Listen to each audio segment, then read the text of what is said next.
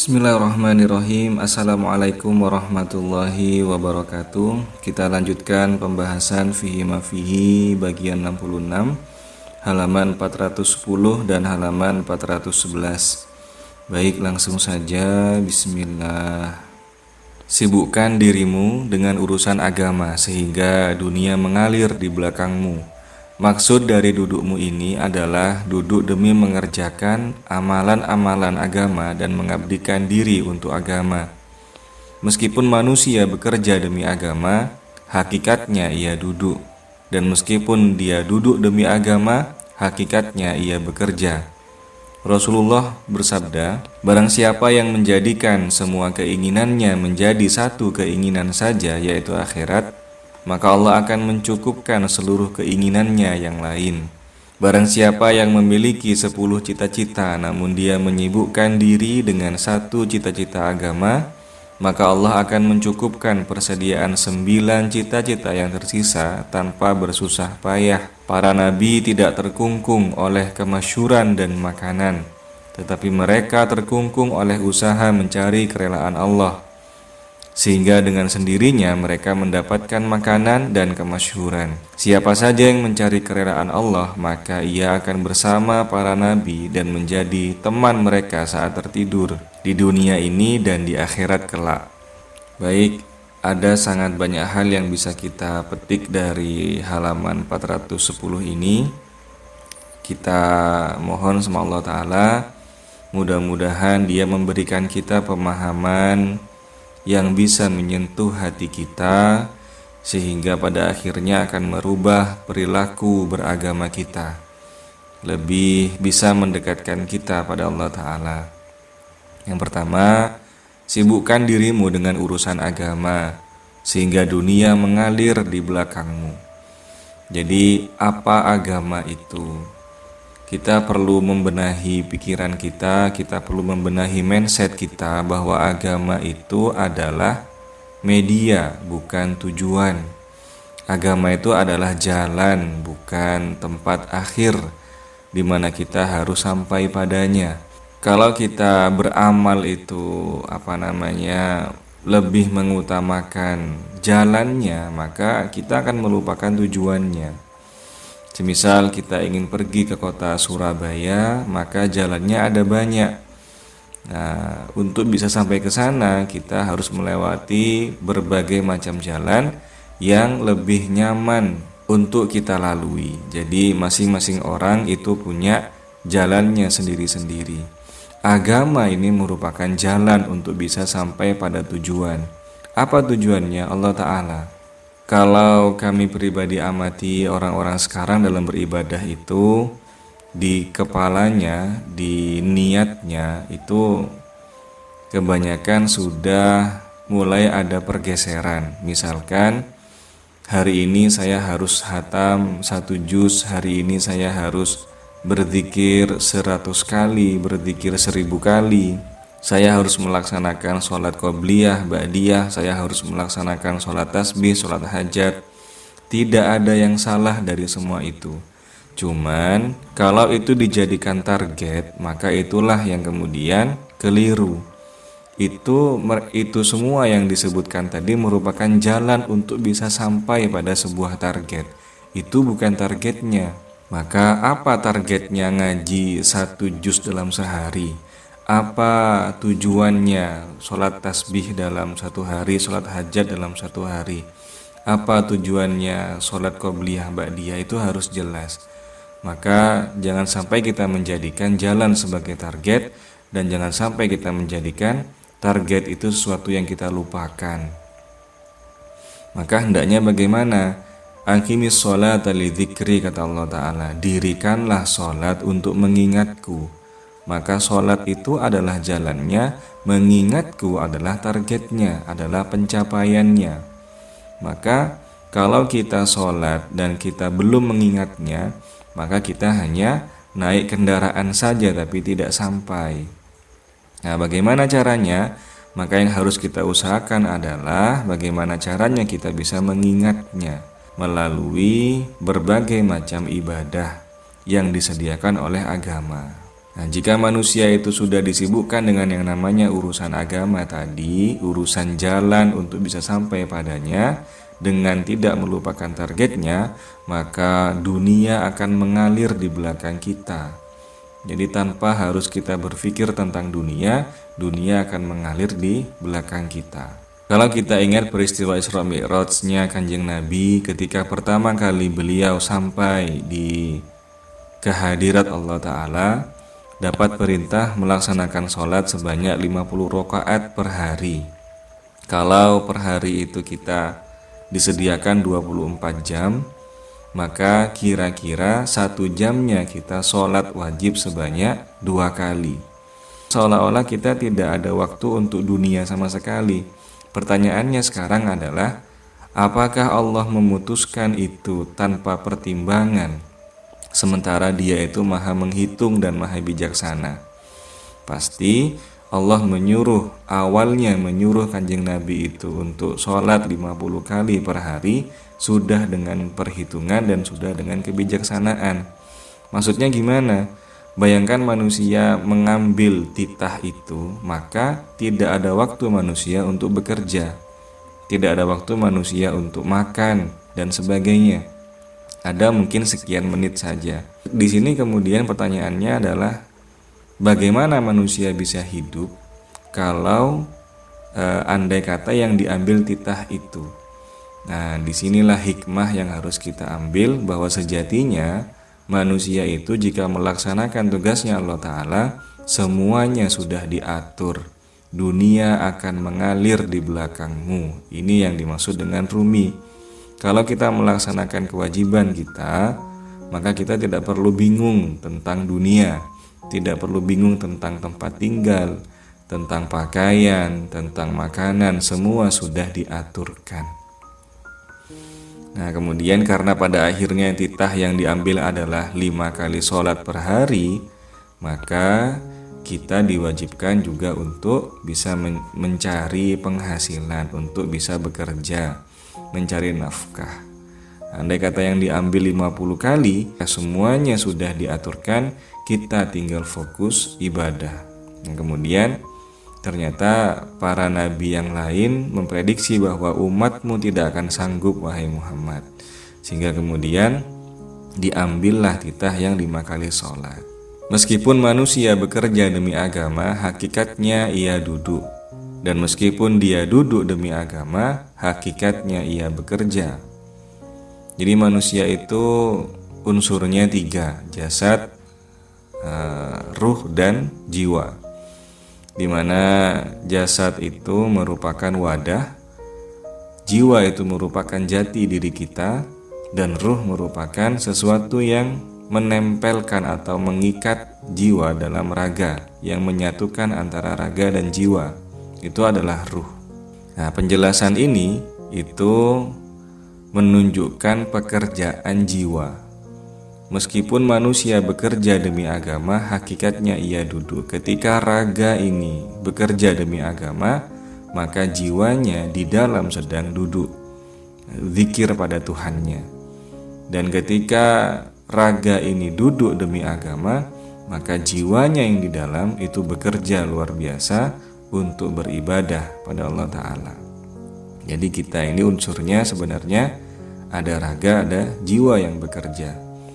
Nah, contohnya saja ketika sholat, ketika duduk dalam sholat kita berdoa, Rabbighfirli warhamni wajburni warfa'ni warzukni wahdini wa'afini wa'fu anni. Nah, itu duduk kita memohon Rabbighfirli.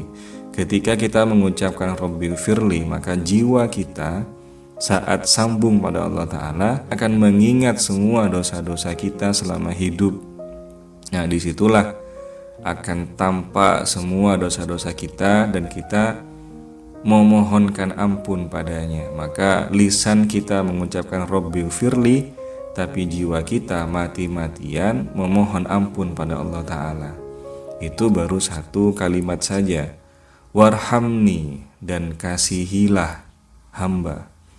Nah, itu nanti beda lagi. Maka di sini yang disebutkan bahwa Ketika raganya duduk, jiwanya itu bekerja luar biasa.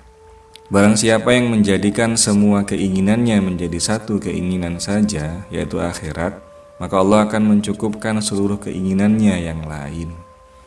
Nah, ini yang dimaksud dengan wa ma khalaqtul jinna wal insa illa liya'budun, dan aku ciptakan manusia, jin dan manusia tak lain untuk beribadah kepadaku. Aslinya kita diciptakan untuk beribadah padanya saja. Nah, karena dengan kita melaksanakan itu, semua kebutuhan kita akan terpenuhi. Baginda Rasulullah menyampaikan, siapa yang menyatukan keinginan untuk akhirat saja, untuk Allah Ta'ala saja, maka Allah akan mencukupkan semua keinginan yang lain. Para nabi tidak terkungkung oleh kemasyhuran dan makanan, oleh jabatan dan harta, tapi mereka terkungkung oleh usaha mencari kerelaan Allah. Beliau-beliau ini berusaha setiap waktu dan setiap gerak yang dilakukan memunculkan pertanyaan dalam pikirannya, apakah pekerjaanku ini, apakah gerakku ini diridhoi tidak ya sama Allah Ta'ala? Apakah niatku ini diridhoi tidak ya sama Allah Ta'ala? Karena itu yang berusaha dikejar. Jadi setiap waktunya beliau-beliau itu gelisah, khawatir salah gerak dan membuat Allah murka, khawatir salah gerak dan lalai untuk mengingat. Maka itulah yang membuat beliau-beliau itu mulia di sisi Allah Ta'ala, karena setiap waktunya yang diingat hanya Allah Ta'ala. Nah, ketika sudah bisa seperti itu, dengan sendirinya mereka mendapatkan makanan dan kemasyhuran. Jadi ketika akal dan hati dipenuhi oleh kegelisahan tentang cinta pada Allah Ta'ala, maka Allah akan memenuhi apa yang tidak dia cari. Karena dia tidak mencari kemasyhuran dan dia tidak mencari makanan, maka itu yang Allah penuhi. Jadi dunia itu ketika tidak kita kejar, dia mengejar kita. Tapi ketika dunia itu kita kejar, dia semakin jauh. Dialah zat yang maha kasihan dan mengasihani. Dia ciptakan manusia, mengajarinya cara membaca, memberikan kebebasan dan ikatan di waktu yang bersamaan, dan dia berlari pada siapa yang berjalan padanya. Agama adalah sebuah lintasan, sebuah jalan, diperuntukkan bagi jiwa manusia yang ingin pulang dengan indah, bukan untuk raganya yang selalu ingin dipandang gagah.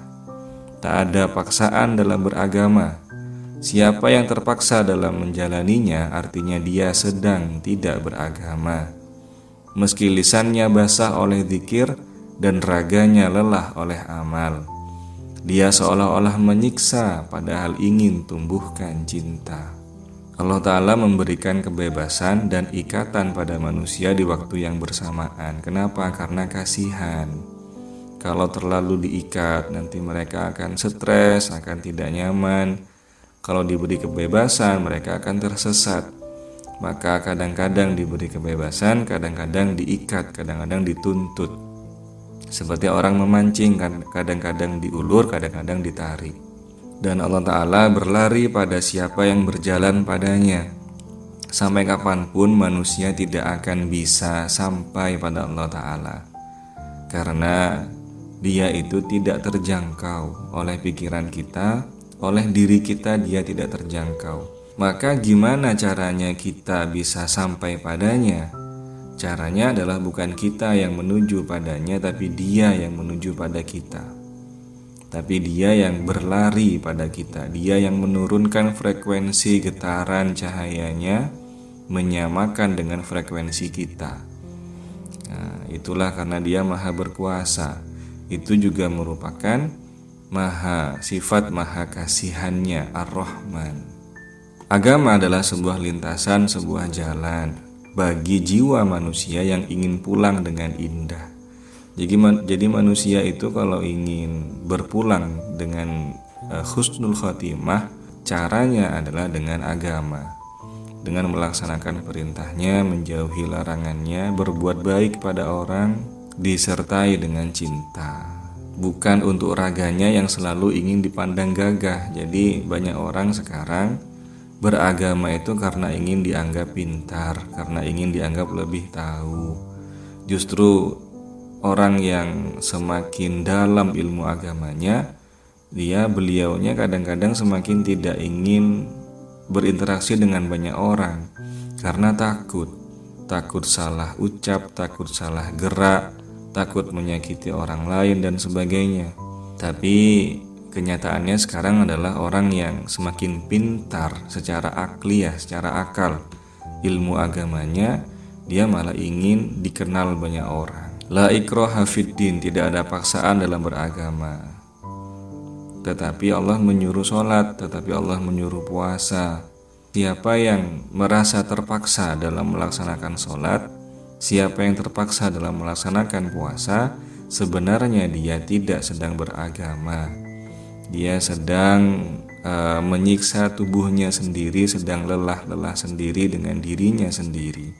Lalu bagaimana caranya kita bisa ikhlas dalam beragama? Dengan cinta. Kita ini kalau sudah mencintai seseorang, maka mau capek-capek seperti apa, mau lelah seperti apa, tetap kita laksanakan. Mau semahal apa, mau sejauh apa, tetap kita korbankan kalau kita sudah cinta pada seseorang. Nah, itulah jawaban bagaimana caranya kita beribadah tanpa harus merasakan paksaan. Caranya adalah dengan cinta. Dia seolah-olah menyiksa padahal ingin tumbuhkan cinta. Jadi semua paksaan-paksaan yang kita rasakan sebenarnya Allah sedang ingin menumbuhkan cinta pada diri kita. Nanti kalau cintanya sudah tumbuh, amaliyah atau perintah seberat apapun tetap akan kita laksanakan demi zat yang kita cintai. Tempat apakah ini? Mereka adalah orang-orang yang duduk bersama Allah. Aku duduk bersama mereka yang mengingatku. Jika Allah tidak duduk bersama mereka, maka kerinduan kepadanya tidak akan merasuk ke dalam hatinya. Tidak mungkin ada aroma mawar jika tidak ada mawar di sana. Dan tidak mungkin ada aroma kasturi jika tidak ada kasturi di sana. Di sini Allah menjelaskan, aku duduk bersama mereka yang mengingatku. Sama seperti Kanjeng Nabi bersabda, aku bersama orang-orang yang mengingatku. Artinya apa? Ingat. Ingat itu apa? Ingat adalah peristiwa psikis, peristiwa psikologi di mana bayangan-bayangan tentang dirinya itu tidak bisa hilang dari diri kita. Anehnya adalah kita tidak tahu Allah itu bentuknya atau tubuhnya seperti apa. Kita tidak tahu Kanjeng Nabi itu wajahnya seperti apa. Tapi yang namanya rindu itu hadir. Di sini yang dimaksud ingat adalah melalui perasaan, adanya perasaan rindu yang entah datang dari mana. Bagaimana caranya kita tahu bahwa saat ini Allah duduk bersama kita? Bagaimana caranya kita tahu bahwa saat ini Kanjeng Nabi itu bersama kita? Tandanya adalah adanya kerinduan yang muncul dalam hati kita. Jadi aroma mawar itu tidak mungkin tercium jika tidak ada mawarnya. Kasturi aromanya tidak akan tercium jika tidak ada minyaknya. Kerinduan pada Allah Ta'ala tidak akan muncul dalam hati kita kalau zatnya tidak sedang di dekat kita. Karena Allah Ta'ala itu ada di dekat kita, disitulah kemudian yang menjadi tanda bahwa dia itu ada di sekeliling kita. Nah, ilustrasinya seperti gambar ini. Saat kita ini duduk terdiam, mengingat padanya, maka alam sekitar kita ini langsung menjadi manifestasi-manifestasi Allah Ta'ala. Artinya, semuanya itu langsung menjadi Allah Ta'ala. Kita akan merasa dilihat olehnya, kita merasa ada dekat dengan dirinya, kita merasa diawasi oleh dirinya, kita merasa bisa bercengkrama, ngobrol dengan dirinya dan sebagainya.